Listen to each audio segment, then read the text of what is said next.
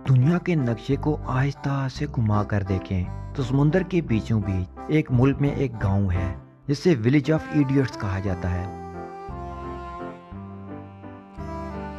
हिंदी में बोले तो सियानों की बस्ती। हमारे यहाँ ऐसा ही है, हमारी जुबान, हमारी डिक्शनरी, हमारी मर्जी। सियानों के गांव खेम में शमैंड्रिक भी रहता है। शमैंड्रिक अपने घर की छत को जूतों को गम लगाकर फिक्स करने की कोशिश कर रहा है। उसका बच्चा नीचे कुछ गिरने का वेट कर रहा है ताकि खुद को इंजर्ड करवा सके, लेकिन शमैंड्रिक कंफ्यूज नजर आ रहा है। आप सब लोगों ने जिंदगी में सफर किए होंगे।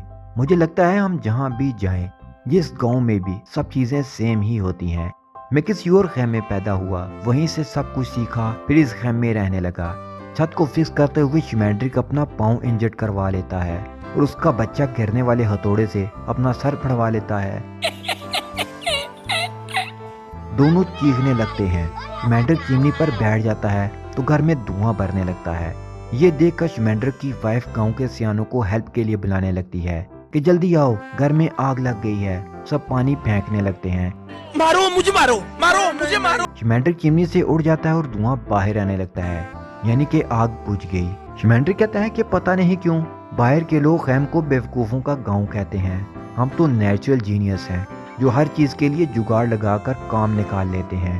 शमैंड्रिक अब छत पर बैठा ध्यान लगाने लगता है। उसे समझ आ जाती है कि इस गांव में रहने से उसका नुकसान हो रहा है। उसे दूसरे खेम जाना ही होगा। वो रात को चुपकर घर से निकल जाता है। सफर को एंजॉय करते हुए वो आगे बढ़ने लगता है। दिल गार्डन गार्डन हो रहा है, बहुत मजा आ रहा है यहाँ पे। उसे सब अच्छा लग रहा था। फिर वो रुक कर नैप लेने का फैसला करता है। इससे पहले वो अपने जूते उतार कर निशानी रखता है, कहीं रास्ता भूल ना जाऊं। वो एक जूते को जिस तरफ जा रहा होता है उस तरफ रखता है और दूसरे का रुख उस तरफ रखता है जिधर से आया, और फिर वो सो जाता है। कौन है ये लोग? कहां से आते हैं? उठने के बाद वो जूते पहनकर अपने रास्ते पर चल पड़ता है। चला जाता हूँ किसी की धुन में। ओ माय गॉड, वही बात जो मैंने पहले आपको बताई थी।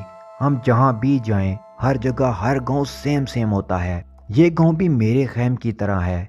यहाँ की हर चीज, घास, दरख्त, घर और लोग भी सब मेरे पुराने खेम की तरह हैं।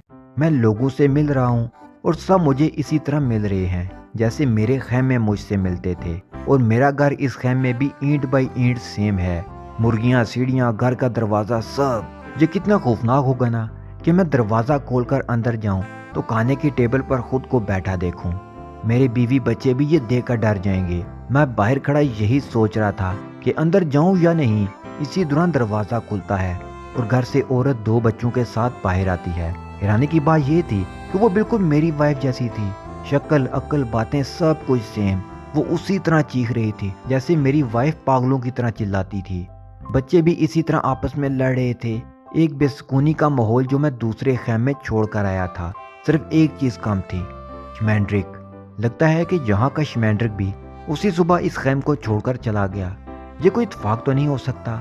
मुझे बिलीव है कि इसमें खुदा का हाथ है।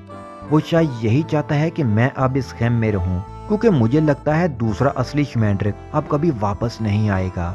लेकिन मुझे अपने बच्चे याद आ रहे हैं। इस घर के बच्चों ने मुझे डैडी बुलाया तो ये कमी भी पूरी हो गई।